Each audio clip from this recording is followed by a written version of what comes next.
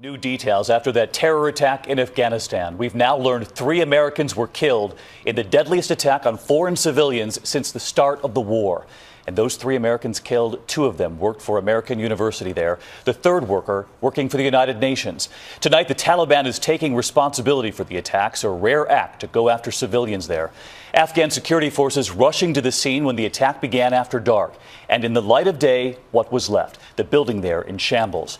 Tonight here we ask, how did the attackers get through so many checkpoints in what was typically a very secure neighborhood for Americans working there? Here's ABC's Hamish McDonald tonight. The aftermath of one of Kabul's most stunning recent attacks. But this restaurant is no ordinary target.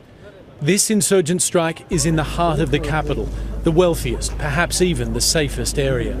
21 people were killed, mostly foreigners, including those 3 American civilians. We strongly condemn these sorts of attacks. It's unacceptable and they must come to an immediate halt. Somehow the attackers made their way inside what should be a secure zone.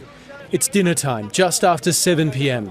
A suicide bomber blows himself up at the restaurant gate. Then a firefight led by 2 other attackers, lasting almost 2 hours. In the end, the attackers too are dead. Some of the staff injured themselves. The question is, how could it happen here? Security checkpoints mark all of the main routes into this area, part of a so-called ring of steel around central Kabul. There are 25 roadblocks in total, manned by almost 1,000 police officers every day.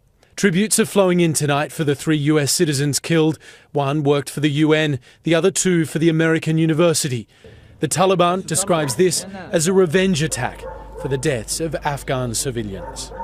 Just this week, the Taliban claimed it would regain control of the entire country as soon as foreign forces leave. Tonight, the State Department says the US remains steadfast in its commitment to Afghanistan. In truth, most American, British and Allied soldiers will be gone by the end of this year, and then the Afghans will be left to fend for themselves. David? Hamish McDonald reporting in tonight. Hamish, welcome to our international team at ABC.